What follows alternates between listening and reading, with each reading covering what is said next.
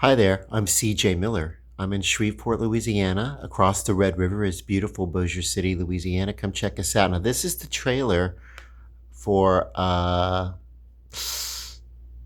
the sequel to Alfred Hitchcock's The Birds. It's called The Birds 2 Land's End. We're going to watch the trailer and I'm going to talk about it. Uh, yeah.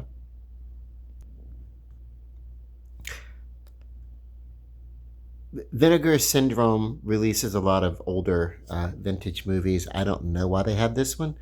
Maybe because it was like, maybe let's just try to get everything that we can get. And this was a Showtime release. It was a Showtime movie.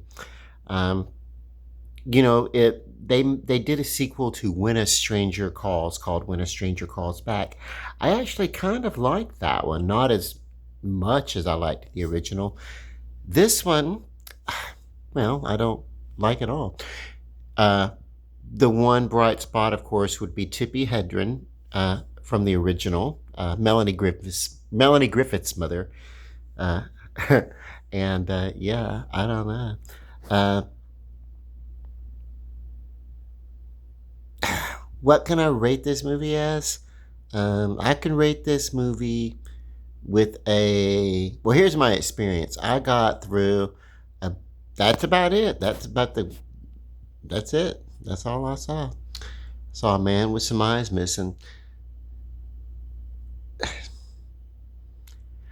Rate this movie with a B, as in boring as hell. I got through maybe like about 20 minutes of it, and I'm like, oh my God.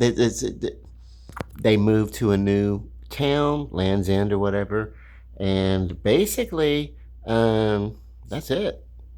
So let's hold up. You don't have to really do anything except for maybe, let me start this over. We'll just stop it there. I don't know. Um, I'll give you the backstory. This family, they come to Land's End uh, for the summer or something. So she's going to start a job at a office, uh, newspaper or something, and he's going to write his typewriter or whatever it is, that he's going to do work on being a writer or something. Uh, and there's the two daughters, and there was an accident, and the son died, and you get that in kind of a later sequence. That is kind of a trope of a lot of these movies. There was some sort of trauma or something where maybe a child uh, was lost or died, and so the families get it, or there's been some sort of something traumatic for the whole family, and the family's getting over it or whatever. So, but aside from that, the thing about this is that the pacing of this movie is slow. It really, really sucks. If you're looking for um, something to supersede the original in a sequel, this does not. Uh, I like that they got Tippi Hedren. Uh, I didn't. I don't know if she's working in a shop. I didn't get to find out if she was in it long enough to be the same character that she was in the original. I don't imagine she was. Uh, she because when the birds, yay, when they start, when people start talking about birds, she's not like, if she were the same character from Alfred Hitchcock's The Birds, she would be like the one to say, she'd be the legacy character. I think she's playing a whole different character here, but I don't know. They didn't really. I don't know. There was another movie like this, uh, and I forget what it was called, but it was an awful movie, and it was sort of a. It was the movie.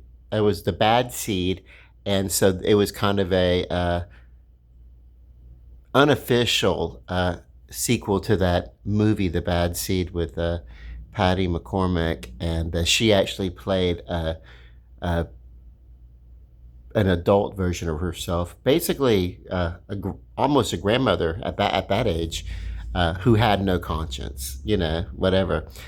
She's at the age where she probably could have got away with anything anyway, and could have wrote it off as senility, you know. But so like, what happens when the bad seed lives long enough to become a grandmother? Uh, for all of her wicked bad seed ways, she did not turn into like a rich, wealthy person.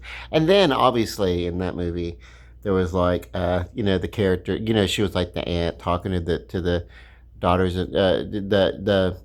the sister of the bad seed character was talking and to the kids, and was like, well, this is how lame it was. Very opening of the movie, where like, she's coming to stay, and she's not like other people, or whatever. So it was like, whatever. I don't know. Um, there was a whole string of these made for television sequels, for movie theatrical releases of original movies that were really, really good, and then there were sequels that got released, movie of the week style, later on cable with some effects or something like that. There's this just, I don't know. I can tell you this movie sucks, uh, and the rating is B for boring, and what are some other? I don't know. I really don't know what's redeeming about this. Yeah, I don't know. Why did I think about watching this? I saw the Peacemaker season 2, episode 2, and the Eagly, uh, really, really messed up some agents that had come to investigate the house, that they were living. So that, if you want to see a bird attack, watch that one. But anyway, I don't know. I said I was going to watch this movie. I don't know that I'm going to be able to finish it. I got into it 20, 25 minutes, and I'm like, this is not worth my bandwidth. I'm not, like, whatever. Like, and I have unlimited bandwidth. I just, I don't know. This is something maybe. No, what could you watch this with? You really couldn't. This is not a movie that should be. It belongs in the out here floating around on YouTube for free or something like that or whatever. Although the whole movie's not out here for free. They want you to pay to watch it. This movie sucks.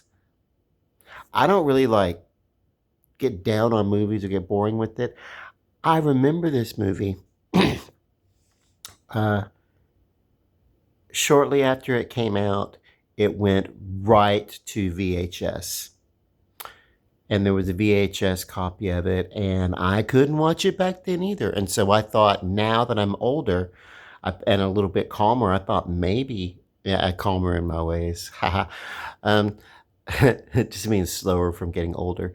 But I don't think that, yeah, I don't think I'm like a morally slower person or anything like that. I think I'm just as I think I'm just as much of a cut up as I ever was. But the truth is, I tried to watch this movie back then, and I thought maybe it's just because it sucks and I couldn't get into it. But I thought maybe now, with all these decades, really, of of life experiences and calmness and zen and everything, that I'd be able to, like, okay, I can kind of get into this whole family experience. See, what I liked about the first movie, the characters were interesting. Um, this is basically a family movie with the occasional terror from birds, and it's a plot. I think I've seen the opening setup before, because there was a movie called, I don't know, Don't Go in the House or something like that. It was the Don't, but anyways, a Valerie Harper movie. Now Valerie Harper was Rhoda's. I'm sorry, she was she was Rhoda in Mary Tyler Moore Show, I think. So she played Rhoda, and maybe I don't know if she got her spinoff or she just played it, whatever. But anyway, Valerie Harper. and her family. And what happened was there was an accident, and they lost a daughter in that car accident. And it was the ghost of the daughter coming back to get them. Well, if you took the ghost of the daughter and then replaced it with the birds, same damn movie. Except these birds suck. Yeah, I don't know. I don't know what's going on with this movie. And I don't think anybody in this movie knew what was going on in this movie. Clearly, they did not have, uh, I don't know, the vision of Alfred Hitchcock. You cannot do a sequel to Alfred Hitchcock uh, and not emulate his style or whatever. They tried to do that. Who was it? Gus Van Sant did a remake. I think he was the one that did it, of Psycho.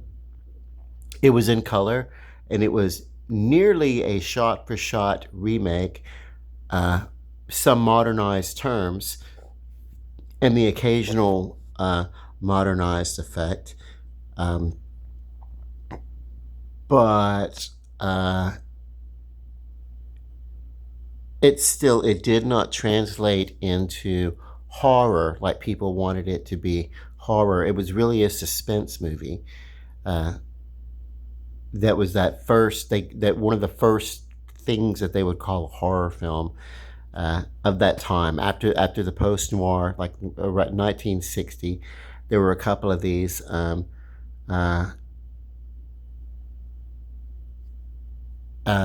Peeping Tom, I think, and Psycho came out around the same time or within a few months of each other or whatever, and they kind of ushered in a post noir kind of a horror kind of situation. Because we had like those earlier horror films from the Universal monsters and everything like that from the early 30s. Really, it was going all the way back to Nosferatu. We'd had the horror film in the German expressionist. Let's get back here. Come back here. The German expressionist thing, and there she goes. So she's all right in this, but I mean, it's only because, oh my God, look, there's a person that was connected to the original. If it weren't for her, there would be nothing of note in this movie.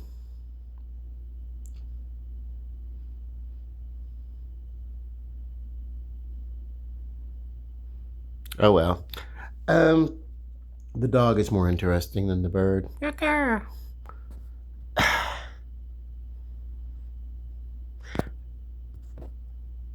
Okay, so, um, yeah.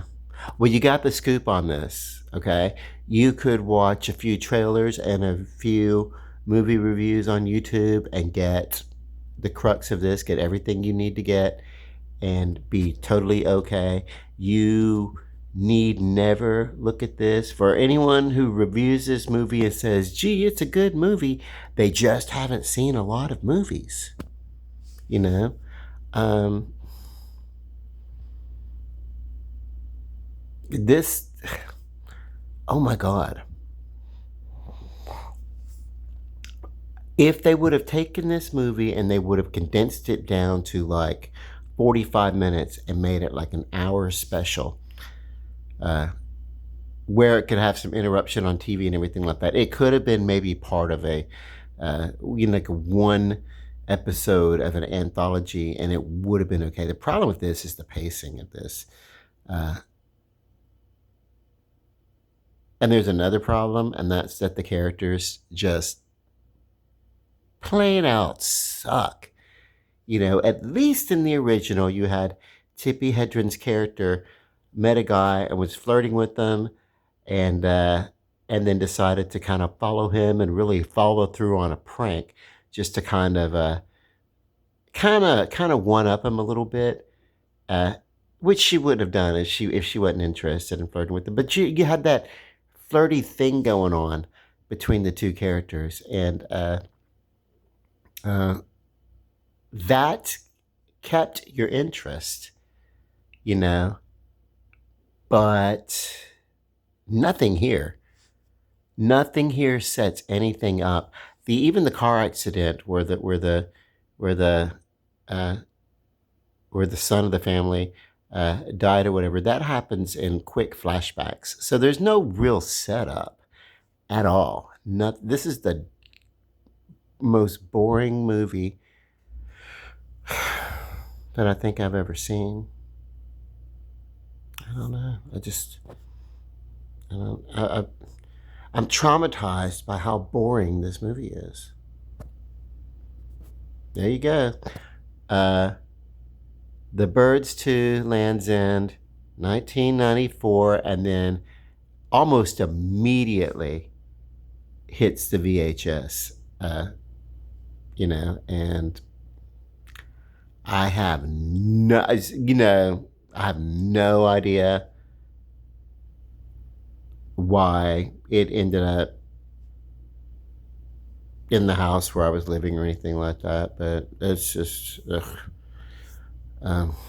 Okay, there you go. What are your thoughts on this movie? Did you like it? I don't know. It sucks. I don't know. Um, I think this is one of these things where like the bird attacks, you just saw the best of the best when I showed the video here. So of the review or whatever.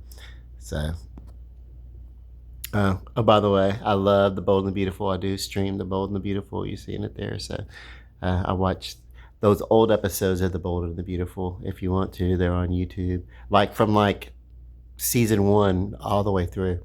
Okay, love and light. And be nice to your bird. Good night.